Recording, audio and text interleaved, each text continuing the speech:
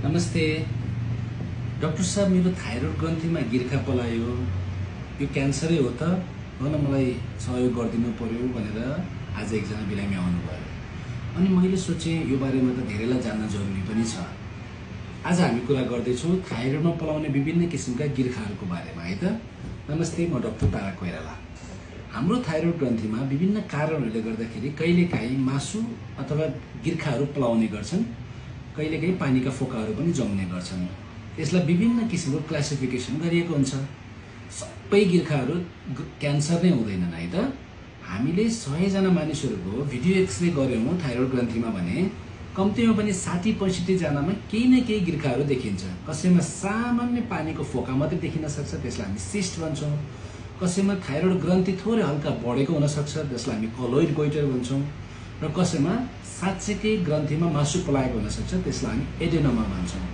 यी सबै क्यान्सर हुन सक्दैनन्, है त। यदि तिनीहरूको रूप रङ्गमा अलिअलि परिवर्तन आयो र कहिलेकाहीँ भिडियो एक्सरे गर्दाखेरि अलिकति डरलाग्दो देखियो भने मात्रै त्यस्ता बिरामीहरूमा चाहिँ क्यान्सर हुने सम्भावना अलिकति बढेर जान्छ। ती 60-65 जना बिरामी मध्ये जम्मा 3 देखि 4 जनाको मात्रै क्यान्सर हुन सक्छ। त्यसकारणले गर्दाखेरि सबै गिर्खाहरूमा डराउनु पर्दैन, है त। यदि हजुरको गिर्खाको साइज अथवा आकार 1 सेन्टिमिटर भन्दा तल छ भने त्यसलाई केही गर्नु पर्दैन। जस्ट फलोअप भनेको मतलब 6 महिना 1 वर्षमा भिडियो एक्सरे गरिराख्ने अनि हेरिराख्ने। साइज बढ्यो भने बल्ल त्यसपछि हजुरको एफएनएसी भन्छ, अलिकति सुई राखेर त्यसको त्यहाँबाट रगत झिकेर जचाउनु पर्ने हुन्छ।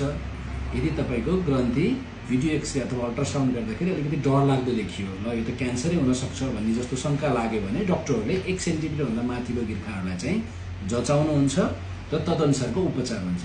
यदि क्यान्सर देखियो अथवा त्यसमा शङ्कास्पद छ भने मात्र त्यसको अपरेसन गर्नुपर्ने हुन्छ, है त। सबै गिर्खाहरूको अपरेसन गर्नुपर्ने हुँदैन, त्यही भएर आत्तिनुपर्ने हुँदैन। तर यदि गिर्खाको आकार बढ्दै गयो, छिटो छिटो बढ्यो र 4 सेन्टिमिटरभन्दा माथि पुग्यो भने त्यस्ता गिर्खाहरू झिक्दा राम्रो हुन्छ। कहिलेकाहीँ सानै गिर्खाहरू पनि पछाडिपट्टि बढेको हुनाले घाँटीमा अठ्याए जस्तो हुने, सास फेर्न गाह्रो हुने, थुक्न गाह्रो हुने, यसलाई हामी कम्प्रेसिभ सिम्पटम्स भन्छौँ। यदि त्यस्तो देखियो भने कथम कदाचित त्यस्तो अवस्थामा त्यो गिर्खाहरू झिकेर फाल्न पर्ने हुन्छ।